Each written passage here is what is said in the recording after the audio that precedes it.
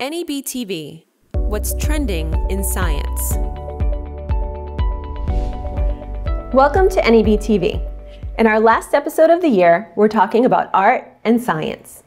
In our Science in 60, Memo Berkman, one of our staff scientists, will be talking about artistic creativity and why that is so important to New England Biolabs. Then we will hear from Memo and a local artist, Maria Peniel, and talk about their collaboration to produce beautiful bio art. Lastly, we'll hear from some of our 2016 Passion in Science winners about how art influences their science and how science influences their art. Let's get started. You might be surprised to learn that NEB headquarters is covered in art. From the sculptures that grace the grounds of our campus to the gallery that sits just inside our main entrance. New England Biolabs believes there's a real place for art in science. I personally believe that art and science are inseparable. We as scientists must be creative when looking to solve scientific questions. And artists often use science and nature as their muse.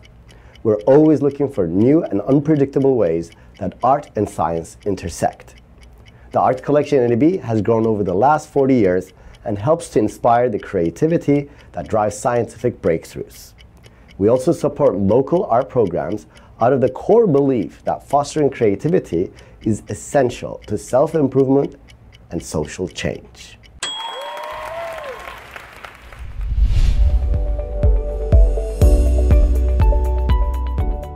Today I'm joined by Memo Berkman, who's one of our staff scientists, and Maria Peniel, who is a local artist. Hi. How are you? Hi. Could you tell us a little bit about how you first met and how your collaboration works? We met at a restaurant. I went to this restaurant and I saw this beautiful biological themed artwork on the walls. I asked the staff who made this artwork and they introduced me to Maria. And I was looking for an artist opportunity like Maria. And I asked Maria, do you mind coming to my lab and seeing the bacteria and the artwork at NEB? So he invited me to NEB and he saw me all the art around and he proposed me this project to work with bacteria. And because my art always is being inspired in biological themes and nature, I immediately fall in love with bacteria. So what are we looking at here? What is this? This is a collection of Maria's artwork. When she first started to work, this is kind of an old piece. We wanted to do something for NEB, put our artwork for our display, not just be locked up in the lab. So she started making a bunch of different artworks, and she actually made the frame and all the wires and everything. And this is several years old, maybe 3-4 years old, and it has changed a lot. And the new work she does now is more vibrant, more interesting than this old piece.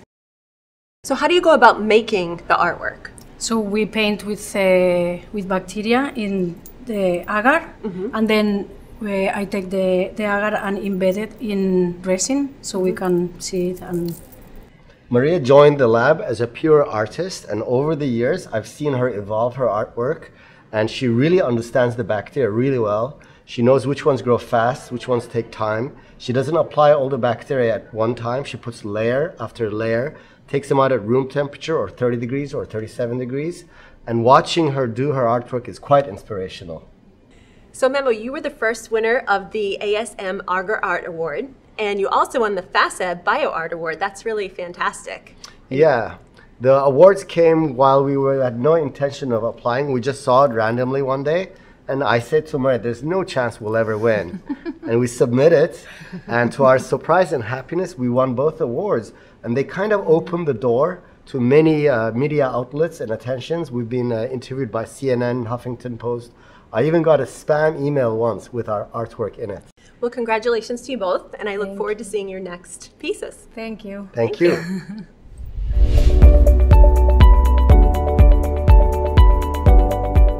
So the perception that art and science are not integrated is really a myth. I think art and science actually have a lot in common.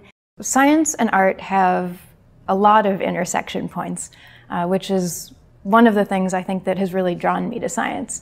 Science takes creativity to do, and so everything about science takes thinking about the world in unique ways and kind of analyzing the world in a similar way to what an artist would do. I think that myth began with this concept of left brain versus right brain. which in terms of neurobiology is not supported.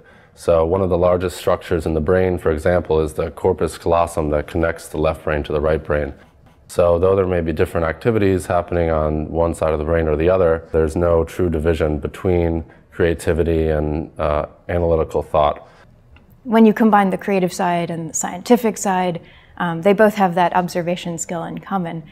So science art has been a really great field for me to explore those connections. They both require a lot of creativity, which I think is very underrated, but also they inspire wonder in artists, scientists, and non-scientists and non-artists alike. Art is this way of putting the human aspect back into science. And it helps us remember that science is inherently a very human endeavor. And it's a process that's done by humans, for humans, and that it's not a problem to put the humanity back into science. So thanks so much for joining us today. And as always, if you have any suggestions for future episodes, please let us know. And we look forward to seeing you next year.